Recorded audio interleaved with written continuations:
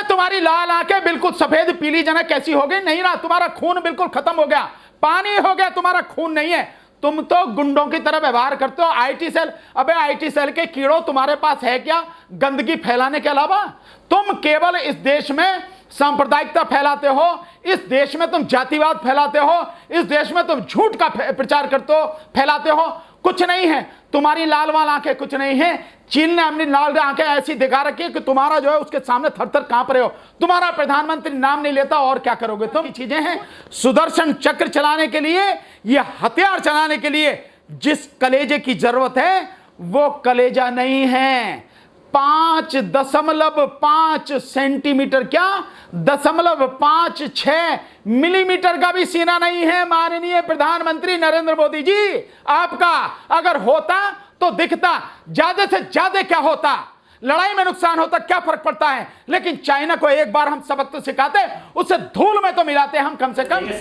ईंट का जवाब मिट्टी के डिले से भी दे दें तो भी समझ लेना आपके कुछ किया।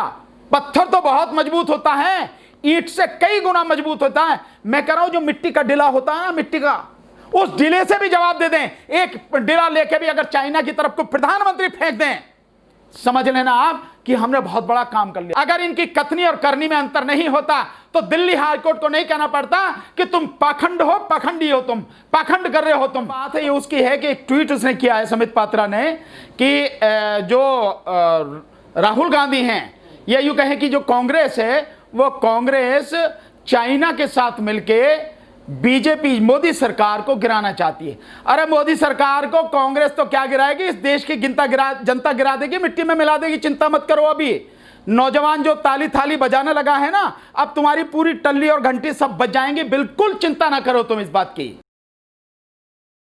नहीं, ये तो उसने कहा है जो उनका एक ही मात्र जो सबसे घटिया प्रवक्ता है, कहने को डॉक्टर है वो, लेकिन जिसको बोलने की तमीज नहीं है, जिसको सभ्यता नाम की चीज नहीं है, जो झूठ और झूठ के अलावा कुछ नहीं, मोदी जी की तरह सिर्फ झूठ ही बोलता है और उल्टे सीधे अनाप शनाप गलत सलत आरोप लगाता है। ये जो बात है ये उसकी है कि एक ट्वीट उसने किया है संबित पात्रा ने कि जो राहुल गांधी हैं, या यूं कहें कि जो कांग्रेस है, वो कांग्रेस चाइना के साथ मिलके बीजेपी मोदी सरकार को गिराना चाहती है। अरे मोदी सरकार को कांग्रेस तो क्या गिराएगी, इस देश की जनता गिरा देगी, मिट्टी में मिला देगी। चिंता मत करो। अभी नौजवान जो ताली थाली बजाने लगा है ना, अब तुम्हारी पूरी टल्ली और घंटी सब बज जाएंगी। बिल्कुल चिंता ना करो तुम इस बात की। सारी की सारी चीजें दिख नहीं रही हैं। क्या राहुल गांधी कह रहे हैं? क्या ये जो सारी की सारी चीजें राहुल गांधी के कहने से चल रहा है? चीन जो है आपके पास है तो सबूत दीजिए। नहीं, ये सब कुछ मोदी सरकार के ही वजह से हो रहा है। मोदी सरकार को अगर ये लगता है कि राहुल गांधी करें तो व्यापारिक रिश्ते खत्म क्यों नहीं कर देते तुम? चाइना के साथ में जो तुम्हारे व्यापारिक रिश्ते हैं, जो व्यापारिक समझौते हैं, जो चाइना से लगातार आयात बढ़ता चला जा रहा है, जो 14% था और अब आपके जमाने में 34% हो गया, मोदी सरकार के राज में 34% हो गया।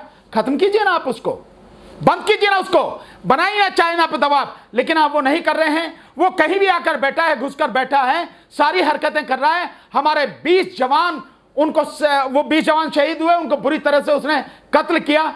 सरकार इस विषय पर कोई काम नहीं कर रही है। और एक गोदी मीडिया जो दिखा रहा है, कब्रें दिखा रहा है, वो मैंने देखा आज तक का सरदाना है जो कौन है, ये सारे के सारे जितने भी जो है देशद्रोही इकट्ठे हो रहे हैं, इस सरकार के तलवे चाट के दिखा रहे हैं। अरे वो जो कब्रें हैं वो 62 की कब्रें हैं, 1962 की कब्रें हैं, जिन्हें तुम अब की दिखाने की बात कर रहे हो कि हमारी जो सेना ने जो 100 लोगों को, 100 सैनिकों को मारा चाइना के। नहीं, वो सारी की सारी 1962 की हैं। तो ये जो सारा इन्होंने तंत्र बना रखा है, ये केवल इस देश की जनता का ध्यान भटकाने की कोशिश है। इसके पीछे मोदी है, मोदी और कोई नहीं है। भारत के प्रधानमंत्री इस चाइना की जो सारी गतिविधियां हो रही हैं उसके पीछे केवल भारत के वर्तमान प्रधानमंत्री नरेंद्र मोदी हैं। जब भी तो नरेंद्र मोदी जी कहते हैं कि ना तो हमारी सीमा में कोई घुस आया है, ना कोई घुसकर बैठा है, और ना ही हमारी कोई पोस्ट किसी के कब्जे में है। तो को पोस्ट किसी के कब्जे में नहीं है। तो फिंगर 4 से लेकर 8 तक का जो इलाका है, जिसमें अभी भी तनातनी हुई और जिसके विषय में जो एस जयशंकर विदेश मंत्री है वो कह रहे हैं कि 1962 के बाद इतनी भयंकर स्थिति हमने कभी नहीं देखी जो आज चाइना के साथ में हुई है, लद्दाख वगैरह में हमारी हो रही है। कौन है इसके पीछे? केवल इस देश के प्रधानमंत्री नरेंद्र मोदी, भाजपा सरकार, मोदी सरकार। तो आपको क्या लग रहा है कि जब इतना सब कुछ चल रहा है देश के अंदर में, तो फिर देश को सच्चाई बताने के लिए क्यों नहीं सामने आ रहे हैं? इस पे बात करने के लिए समय क्यों नहीं निकाल रहे हमारे देश के प्रधानमंत्री? नहीं, देखिए मैं आपको बताऊं, प्रधानमंत्री बहुत डरपोक आदमी है। बड़े दुख की बात है कि हमारे देश के प्रधानमंत्री जो कहने को 56 इंच का सीना दिखाते हैं, चीख चीख कर बात करते हैं और न जाने कैसी कैसी बातें करते हैं, बहुत ही डरपोक आदमी है। उनके डर की एक वजह तो आप इसी से अंदाजा लगा सकते हैं कि आप अगर चाइना का नाम नहीं ले रहे तो क्या कर सकते हैं आप। जो व्यक्ति 6 साल में एक भी प्रेस कॉन्फ्रेंस नहीं कर सकता हो, जो प्रेस के नाम से डरता हो, सवालों के जवाब देने से डरता हो, वो प्रधानमंत्री। और इसीलिए जो संसद में जो प्रश्नकाल है और जो 0 आवर है उसको बंद किया गया है, क्योंकि 23 मार्च के बाद से जो स्थिति हुई है, हजारों नहीं लाखों सवाल हैं, जनता के सवाल हैं, सांसद और पार्टियां पूछेंगी, लेकिन उस सब का जवाब सरकार के पास नहीं। इसलिए प्रश्नकाल बंद कर दिया गया, नाम कोरोना का है। शून्यकाल बंद कर दिया गया, नाम कोरोना का व्यवस्था का है। तो प्रधानमंत्री हमारे देश के निहायत ही डरपोक आदमी है। तो फिर सर संसद चलाने का फिर सर मतलब ही क्या बनता है, जब सर जनता है वो अपना सवाल नहीं रख पाएगी कि उनको समस्या क्या क्या चीजों को हो रहा है। जो सांसद है वो अगर उसके अंदर सवाल नहीं रख पाते हैं तो फिर कैसे पता चलेगा कि देश में समस्या क्या है? तो दादागिरी हो गई एक तरीके की। नहीं, दादागिरी नहीं, सीधे सीधे अगर इस शब्दों में कहो कि गुंडागर्दी है, ये हो सकता है, पता नहीं कैसा लगे, लेकिन असली शब्द यही है कि ये गुंडागर्दी है और ये लोकतंत्र की हत्या है। ये संसदीय परंपरा को ध्वस्त करना है। ये इस देश के संविधान को पूरी तरह से दफन करना है। देश में जो संसद में बैठे हुए विपक्ष है, विपक्ष के जो सांसद हैं, राज्यसभा में, लोकसभा में, ये उनकी जिम्मेदारी है कि किसी हालत में संसद को चलने ना दें। ये जो 3 ऑर्डिनेंस पास किए किसानों के खिलाफ, वो 3 ऑर्डिनेंस जिसमें मंडी समिति खत्म करने की व्यवस्था है, जिसमें जो है वो है, इसमें वो इसेंशियल कमोडिटीज एक्ट, यानी कि कितना भी स्टॉक कर सकते हैं उसकी व्यवस्था है। और तीसरा ये कि किसानों की जमीन के साथ में उनके साथ समझौता करके उनकी जमीन को हड़पने जो कॉर्पोरेट है उसके हाथ में देने की जो व्यवस्था है। ये जो 3 ऑर्डिनेंस है, इसके अलावा जो श्रम कानूनों को खत्म किया गया, कोरोना में जिस तरह से डॉक्टर्स की मौत हो रही है, जो मेडिकल स्टाफ है उसकी मौत हो रही है, उनको अभी तक भी पीपीई किट नहीं है, जिस तरह से पीपीई किट में घोटाला हो रहा है, जिस तरह से वेंटिलेटर में घोटाला हो रहा है, जिस तरह से टेस्टिंग में सारी घोटाला हो रहा है, जिस तरह से ये जो टेस्टिंग वगैरह इसके आंकड़े जो हैं देश के सामने झूठ बताए जा रहे हैं, जिस तरह से तबलीगी जमात को लेके हल्ला मचाया गया, उनको बदनाम किया गया, ये जो सारी की सारी चीजें हैं, वो सब पे सवाल पूछे जाएंगे। हजारों नहीं लाखों सवाल हैं, सवालों के जवाब सरकार के पास नहीं है। इसलिए गुंडागर्दी के माध्यम से ये जो क्वेश्चन आवर है और जो 0 आवर है, इसको संसद में खत्म किया गया। मैं समझता हूं सभी सांसदों को मिलकर विरोध करना चाहिए और संसद को बिल्कुल चलने नहीं देना चाहिए।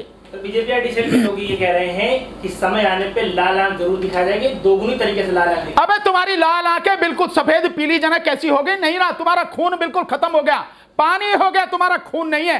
तुम तो गुंडों की तरह व्यवहार करते हो। आईटी सेल, अबे आईटी सेल के कीड़ों तुम्हारे पास है क्या गंदगी फैलाने के अलावा? तुम केवल इस देश में सांप्रदायिकता फैलाते हो, इस देश में तुम जातिवाद फैलाते हो, इस देश में तुम झूठ का प्रचार करते हो, फैलाते हो। कुछ नहीं है, तुम्हारी लाल वाल आंखें कुछ नहीं है। चीन ने अपनी लाल आंखें ऐसी दिखा रखी है कि तुम्हारा जो है उसके सामने थर थर कांप रहे हो। तुम्हारा प्रधानमंत्री नाम नहीं लेता, और क्या करोगे तुम? कुछ नहीं कर सकते। ये लोग केवल इस देश की जनता को मूर्ख बना रहे हैं, बता रहे हैं। इसकी मजबूत इरादे वाली सरकार है, वो लोग ये भी कह रहे हैं कि समय आने पर 2-3 इंच बढ़ा भी दिया जाएगा। अबे समय जो आएगा ना, इस बार जो समय आएगा, वो समय इस बार आपको पूरी तरह से साफ कर देगा।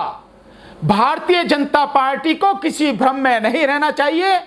इस बार आपको इस देश की जनता इतनी बुरी तरह से हराकर तुम्हारा समापन करेगी। मैं दावे के साथ कह रहा हूं, आने वाले समय में, भविष्य में भारतीय जनता पार्टी कभी सत्ता में नहीं आ पाएगी। यह स्थिति है तुम्हारी, भुलावे में मत रहना। और इसका नजारा ईमानदारी से अगर चुनाव हो गया, बैलेट पेपर से हो गया, तब तो कहने ही क्या है। फिर भी जो तुम ईवीएम से करा रहे हो, ईवीएम का हाल भी देखना वहां पे। और ईवीएम से भी अगर ईमानदारी से करा लिया तो तुम्हें यही गड्ढे में गाड़ देगी बीजेपी को, जो यही इसी बिहार में ही तुम्हें पता लग जाएगी कि देश का मिजाज क्या है। सर बीजेपी और खुद मोदी जी ये कह रहे थे, भाषण दे करके देश को संबोधित कर रहे थे, वहां के जवानों को भी संबोधित कर रहे थे, ये कह रहे थे कि हम उसकी भी पूजा करते हैं जो बांसुरी बजाता है, और सुदर्शन चक्रधारी की भी हम पूजा करते हैं। सर आपको क्या लग रहा है वो चक्र कब चलाया जाएगा? कभी नहीं, बीजेपी के बस की नहीं है। चक्र हो या कोई भी हथियार हो, वो तब चलाया जाता है जब व्यक्ति का स्वाभिमान जिंदा हो, जब व्यक्ति ईमानदार हो, अंदर से मजबूत हो, जिसकी विल पावर स्ट्रांग हो, जो देशभक्त हो। जो देश के लुटेरे हैं, गांधी की हत्या करने वाले लोग, ये गांधी की हत्या करने वाले लोग हैं। इस देश के सांप्रदायिक ताने बाने को छिन्न भिन्न करने वाले ये लोग हैं। इस देश में जाति और धर्म की लड़ाई कराने वाले ये लोग हैं। ये वो लोग हैं बीजेपी वाले जो देश के जो सैनिक हैं उनकी लाशों पर ये राजनीति करते हैं। क्या पुलवामा और क्या लेह लद्दाख का चाइना और क्या कारगिल, ये सारे के सारे सबके सामने उदाहरण है। ऐसा कोई नई बात नहीं है, सब कुछ लोगों के सामने है। तो ये कहां से ये सब कुछ कर पाएंगे? ये सब बेकार की चीजें हैं। सुदर्शन चक्र चलाने के लिए, ये हथियार चलाने के लिए जिस कलेजे की जरूरत है वो कलेजा नहीं है।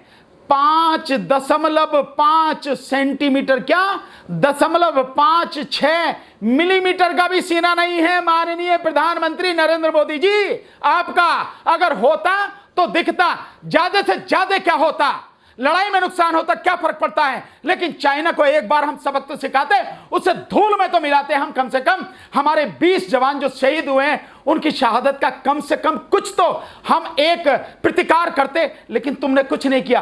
तुमने तो और उनकी जो शहादत है उसको मिट्टी में मिला दिया, ये कहकर कि ना तो हमारी सीमा में कोई घुसाया है, ना घुसा हुआ है, और ना ही हमारी कोई पोस्ट किसी के कब्जे में है। क्या तो रहे ईंट का जवाब पत्थर से देंगे समय आने पे। ईंट का जवाब मिट्टी के डिले से भी दे दें तो अभी समझ लेना आपके कुछ किया। पत्थर तो बहुत मजबूत होता है, ईंट से कई गुना मजबूत होता है। मैं कह रहा हूं जो मिट्टी का डिला होता है ना, मिट्टी का, उस डिले से भी जवाब दे दें। एक डिला लेके भी अगर चाइना की तरफ को प्रधानमंत्री फेंक दें, समझ लेना आप कि हमने बहुत बड़ा काम कर लिया। कुछ नहीं है, कहने की बातें हैं। कथनी और करनी में जमीन आसमान का अंतर है। अगर इनकी कथनी और करनी में अंतर नहीं होता तो दिल्ली हाईकोर्ट को नहीं कहना पड़ता कि तुम पाखंड हो, पाखंडी हो, तुम पाखंड कर रहे हो, तुम देश की जनता को कुछ नहीं देना चाहते। लेकिन प्रधानमंत्री की बात कभी नहीं। हमारे देश की लीडरशिप नपुंसक रही है। अगर देश की लीडरशिप सही होती तो चाइना जो अक्साई चीन का इलाका कब्जा के बैठा है और पाकिस्तान जो पीओ के कब्जा के बैठा है, किसी कीमत में नहीं हो सकता था। इन्हें कब के हम जो अपने आप हमारी सेना को अगर मौका दे दिया गया तो लीडरशिप बढ़िया होती, कब का हम इसे वापस ले लेते। सेना तो कर सकती है लेकिन लीडरशिप हमारी बेकार है, कुछ नहीं कर सकती है।